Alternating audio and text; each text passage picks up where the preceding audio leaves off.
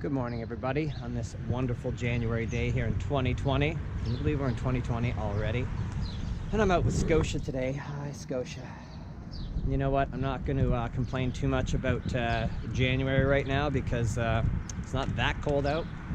Looks like the sun is fighting its way to shining on us today, and the sidewalks are clear, so I can't complain too much. It's been nice walks with the dogs today. And I wanted to talk a little bit about a structured walk and the benefits of that. So I did the basic obedience course with Scotia and her family last year when she was a puppy. She's still a puppy, she's only like 11 months. And they did great. The healing was fantastic. Now, her family lives just off of a big hiking trail system, so they kind of just took to taking her out hiking all the time. So great, big energy release for Scotia every day. But to the detriment of their walk, because they really kind of stopped a structured walk. They just kind of let her have her free time. So I wanted to talk about a structured walk and the power of the structured walk and why you might want to keep a structured walk in your life. So when Scotia came in, she was pretty much like, had no leash walking skills. She was pulling on the leash, lunging. She would bark at other dogs. She was just constantly sniffing the ground. She was doing her own thing. So there's no structure and there's no leadership on the walk. Scotia thinks she's out doing her own thing and just sort of dragging her owner or handler behind her, and they're just out for the walk with her.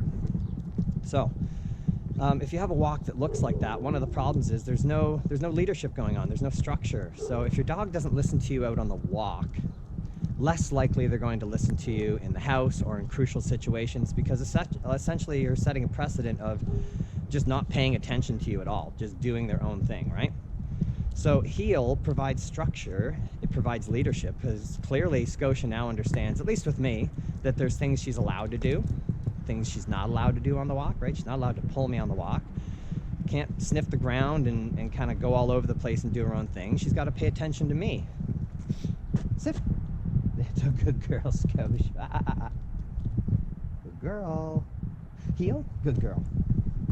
So she's picking it back up, but this has been 2 weeks of training with her to get her to this point, and her heel is still not like pristine, which is okay, but she's still, like, you could see she's still working to try and focus on me. Her desire is to go ahead and lunge and sniff the ground and walk all over the place.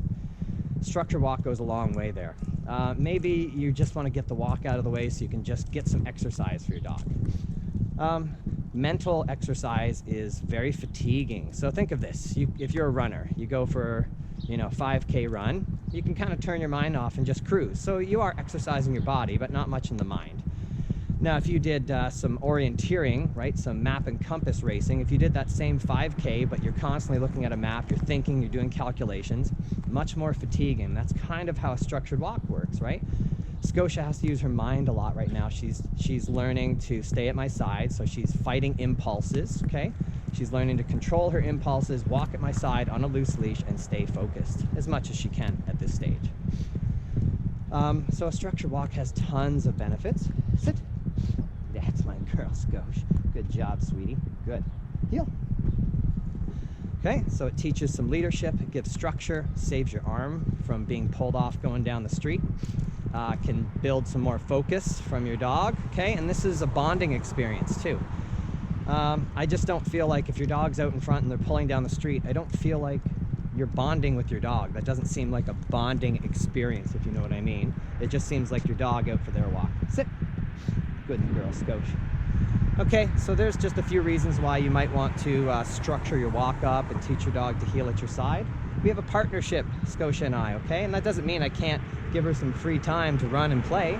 It's great, but you gotta have a mix. You gotta have a mix of structure and free time in your dog's life. Otherwise, if it's always free time, then they're just used to doing what they want to do, so it'll be very hard for you to get some control over them or to get your dog to listen to you when it's crucial.